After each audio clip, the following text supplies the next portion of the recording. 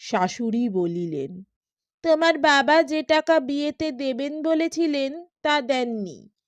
200 টাকা বাকি ছিল, তার দরুন হার রেখে দিই।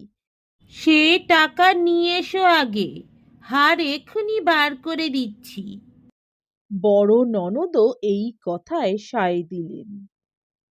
রাধা বলিল, বারে, আমার বাবার গড়িয়ে দেওয়া, তোমরা তো আর দাওনি। বাবা টাকা দিয়েছেন কি না সে তোমরা বোঝো গিয়ে তার সঙ্গে। আমার হার কেন তোমরা দেবে না? কিন্তু টাকা কড়ির কথা আর কি অত সহজে মেটে?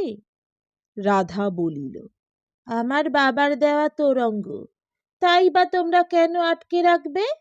আর তোরঙ্গের চাবি ভেঙে তোমরা জিনিসপত্র বার করে নিয়েছ কেন? শাশুড়ি ও ননদ দুজনে